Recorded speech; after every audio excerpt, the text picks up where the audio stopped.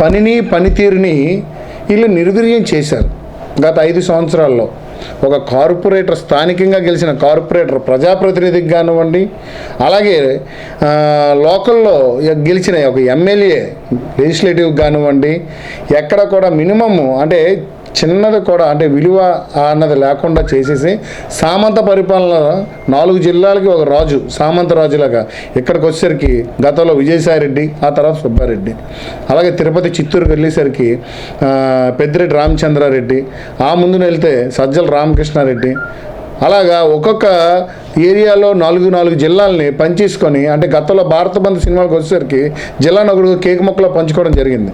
ఈ విధంగా పెద్దలందరూ కూడా గద్దల్లాగా ఇక్కడ అన్ని జిల్లాలని కూడా అభివృద్ధి చేయకుండా మా కాళ్ళు చేతులు కట్టేసి వాళ్ళు మాత్రం వాళ్ళ తాలూకా ఏదైతే కోటరీ ఉన్నదో వాళ్ళ స్వలాభం కోసం ప్రజా పరిపాలన గాలికి వదిలేయడం వల్ల కార్పొరేటర్ వ్యవస్థ ఏదైతే ఉందో ఆ కార్పొరేటర్ తాలూకా వ్యవస్థ అంతా కూడా వైఎస్ఆర్సీపీ తాలూకా నాయకత్వం మీద విసుగు చెంది నాయకత్వాన్ని మార్చాలి. ప్రజలు ఏ విధంగా అయితే 2019 నుంచి 2024కి మార్పు జరిగిందో 5 సంవత్సరాల రావణ కాష్టాన్ని అంటే పరిపాలన అనకూడదండి, ఆ రావణ కాష్టాన్ని ఆ గత సంవత్సరంలో జరిగిన 5 సంవత్సరాల పరిపాలనాన్ని చవిచూసి ఇటువంటి ఇబ్బందులు గతంలో అంటే ఎప్పుడు 75 సంవత్సరాల ప్రజాస్వామ్య చరిత్రలో ఏ రోజు కూడా చేయలేని అరాచకం జగన్మోహన్ రెడ్డి చేయడం వల్ల జగన్మోహన్ రెడ్డి పరిపాలన మీద ఎంత విసిగి ప్రజలందరూ కూడా 2024లో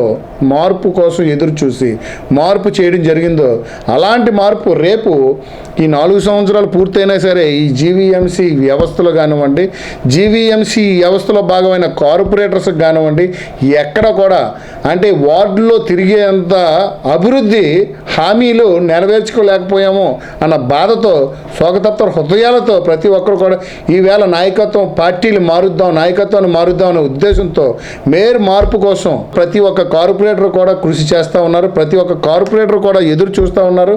అవసరమైతే పార్టీలు మారడానికి కానివ్వండి, పార్టీని మార్చి నాయకత్వం మెరుగైన నాయకత్వం కూటమి నాయకత్వం. ఈ కూటమి నాయకత్వం ఎలా ఉంది అని అంటే గత 5 సంవత్సరాల్లో చేయలేని పనులు వీళ్ళు సుమారు 5 నెలల నుంచి 6 నెలల కాలంలోనే అది రోడ్లు కానివ్వండి, ఇటువైపు అభివృద్ధి కానివ్వండి, ఇలా చెప్పుకుంటూ పోతే ఒకటి కాదు అభివృద్ధి జరగడానికి కానివ్వండి, ఇలాగే అనేక అవకాశాలతో ఈరోజు ఆంధ్ర రాష్ట్రం అంతా కూడా అభివృద్ధి వికేంద్రీకరణ అన్నది జరగడమే ఈ ఆంధ్ర రాష్ట్రంలోని తెలుగుదేశం పార్టీలో. ఈరోజు 97 మంది ఉన్న జీవీఎంసీ కార్పొరేటర్లో సుమారుగా 75 మంది ఇప్పటికే 60 మంది దాటి మనం ఉండడం జరిగింది. కార్పొరేటర్లు అందరూ కూడా అటు జనసేన కానివ్వండి, టీడీపీ కానివ్వండి, బీజేపీ కానివ్వండి, సిపిఎం వాళ్ళ తాలూకు సపోర్ట్ కానివ్వండి, ఈరోజు ఈ 10 మంది చేరికతో కూడా సుమారుగా 75-77 మందికి చేరుతూ ఉంది రాబోయే రోజుల్లో కూడా. ఎందుకంటే ఈరోజు 11 మంది మాత్రమే 175 నియోజకవర్గాల్లో పోటీ చేస్తే గెలవడం జరిగింది. ఆ 11 మందిలో కూడా మళ్ళీ ఈరోజు మేము డోర్స్ కానీ ఓపెన్ చేస్తే ఒక జగన్మోహన్ రెడ్డి గారు తప్ప మిగతా 10 మంది కూడా వచ్చేయడానికి సిద్ధంగా ఏ విధంగా అయితే ఉన్నారో అలాగే రాబోయే రోజుల్లో ఈ 97 మందిలో ఇప్పటికే 75 మంది రావడం జరిగింది. మేము ఇంకా గేట్లు ఓపెన్ చేస్తే మాకు ఏదైతే మ్యాజిక్ ఫిగర్ కోసం అని చెప్పి ఈ 10 మందిని తీసుకోవడం జరిగింది. మేము తీసుకునేది కూడా ఈ 10 మందిని కూడా కార్పొరేటర్కి కూడా క్లీన్ చీట్ ఉండే వాళ్ళని మాత్రం ఈ కూటమి నాయకత్వం కూటమి ప్రభుత్వం కూడా తీసుకుంటుంది. మేము కూడా ఓపెన్ చేసామంటే ఆ 22 మంది కూడా ఒక మేయర్ గారు తప్ప మిగతా వాళ్ళు కూడా వచ్చేయడానికి సిద్ధంగా ఉన్నారని చెప్పేసి మీడియా ద్వారా మీకు తెలియజేస్తా ఉన్నాను. 4 సంవత్సరాల వ్యవస్థను నిర్వీర్యం చేసేసి ఈరోజు వాళ్ళ పీఠం కదులుతుంది కదా అని చెప్పేసి క్యాంప్ రాజకీయాలు ఏదో తాయిలాలు ఇచ్చేసి మన మభ్య పెట్టే విధంగా ఉన్నానంటే వీళ్ళు పాలు తాగి పిల్లలు కాదు కదండి. కార్పొరేటర్లు అన్నది 20,000 మందికి ప్రజాప్రతినిధులు.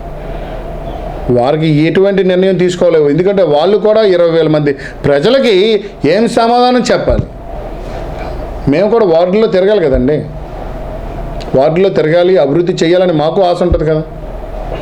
ఈ ఆశ కోసం ఈ అభివృద్ధి కోసం మేము రాబోయే రోజుల్లోనే ఇంకా అంటే నాయకత్వం మార్పు చేర్పు జరగడం కోసం ఇప్పుడున్న కార్పొరేటర్లు అందరూ కూడా ఎదురు చూస్తూ ఉన్నారు. ఈ మార్పు చేర్పు జరుగుతుంది అని అంటే ఈ మేయర్ తాలూకా అరాచకాలు మేయర్ 4 సంవత్సరాలు కూడా విశాఖపట్నం నగరాన్ని అభివృద్ధి చేయకపోవడం, కార్పొరేటర్ వ్యవస్థని గౌరవించకపోవడం, కార్పొరేటర్లకి గౌరవం ఇవ్వకపోవడం, మొన్న గతంలో ఏదైతే 2024లో జగన్మోహన్ రెడ్డి మీద వ్యతిరేకత వచ్చిందో అలాగే విశాఖపట్నంలో కూడా ఈ మేయర్ మీద అంత వ్యతిరేకత ఉందని చెప్పేసి మీకు ఈ మీడియా ద్వారా తెలియజేస్తున్నానండి.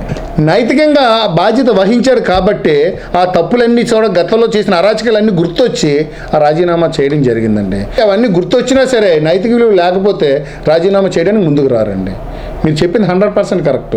ఈరోజు ఇంత అరాచకం, ఇంత అన్యాయం జరిగింది కాబట్టి నైతికంగా ఏమాత్రం విలువలు ఉంటే నైతిక విలువలు లోబడి జరిగిన ఏదైతే అరాచకానికి బాధ్యత వహిస్తూ రాజీనామా చేయాలి మేయర్ గారు. జగన్మోహన్ రెడ్డి 11 స్థానాలు వచ్చిన వాళ్ళకి ఆ రోజు గతంలో చెప్పాడు కదా, 23 స్థానాలు వస్తే నీకు 5 స్థానాలు తీసేస్తే 10% పెట్టాలి, 10% ఉండాలని చెప్పింది అదే జగన్మోహన్ రెడ్డి. ఈరోజు 175 స్థానాలు 11 స్థానాలు కూడా వచ్చేసరికి ప్రతిపక్ష హోదా ఉండదని సంగతి ఆయనకు తెలియదండి. ఆ రోజు ప్రతిపక్ష హోదా కోసం కాదు, ప్రత్యేక హోదా కోసం ఆయన నిజంగా పోరాటం చేసుంటే మనకు 5 సంవత్సరాల కిందటే ప్రత్యేక హోదా రావాలి. ప్రత్యేక హోదా గురించి ఆ రోజు పోరాటం అధికారంలో ఉండి పోరాటం చేత కాలేదు, కానీ ఈ రోజు ఇక్కడికి వచ్చేసరికి మాత్రం ప్రతిపక్ష హోదా కావాలనేసి అంటున్నాడు. ప్రత్యేక హోదాను గాల్లో వదిలేశాడు. ప్రజలకు కావాల్సింది, ఇతనికి కావాల్సిన ప్రతిపక్ష హోదా కావాలని చెప్పేసి ఇతను పోరాటం చేస్తూ ఉన్నాడు. ఏమండి, పులివెందుల ప్రజలు ఇతనికి ఓట్లు వేసి గెలిపించడం జరిగింది. 2,50,000 మంది ఓటర్లు ఉన్న పులివెందు ప్రజలు ఇతన్ని ప్రజాప్రతినిధిగా ఎన్నుకునేటప్పుడు ఇతను అసెంబ్లీకి వెళ్ళింది, మాట్లాడింది ఇతనికి హోదా కావాలని, ఇతనికి తాలూకా సౌకర్యం కావాలని కాదండి మాట్లాడవలసింది. మౌలిక వసతులు ఆ నియోజకవర్గంలో ఉన్న ప్రజలకి ఏం కావాలి, ఆ నియోజకవర్గంలో ఉన్న ప్రజలకి కావలసినవి ఏవైతే ఉన్నాయో ఆ మౌలిక వసతులు, రోడ్లు, అలాగే అభివృద్ధి, ప్రజా ప్రయోజనకరమైన బిల్డింగ్లు, స్కూళ్ళు అటువంటివి తీసుకురావాలి ప్రభుత్వ భవనాలను. అంతేగాని అతనికి ప్రతిపక్ష హోదా కావాలి, నాకు ప్రత్యేక హోదా ఎలా పోయినా పర్లేదు ఏంటండి అవి? ప్రజలకు ఏదైనా మీరు మంచి చేయాలి అనుకునేటప్పుడు కూటమి ప్రభుత్వం నుంచి రావాల్సిన మంచి ఏదైతే ప్రజలకు మీరు చేరవేయాలో మీరు అసెంబ్లీకి వచ్చి అడగండి. అంతేగాని మీకు హోదాలు ఇస్తేనే వస్తాము, మీకు జన్మేన్, ఎస్కట్స్, గన్స్, జెడ్ కేటగిరీ ఇస్తేనే వస్తాము, ఇవన్నీ తప్పు. ఇవన్నీ మీకు తెలుసుకోలేకపోయారు కాబట్టి మీరు అతల పాతాలకు వెళ్ళిపోయారు. మినిమం కార్పొరేటర్కి తెలిసిన వ్యవస్థలో ఇది మీకు పరిపాలన మీద అవగాహన లేదు మీకు.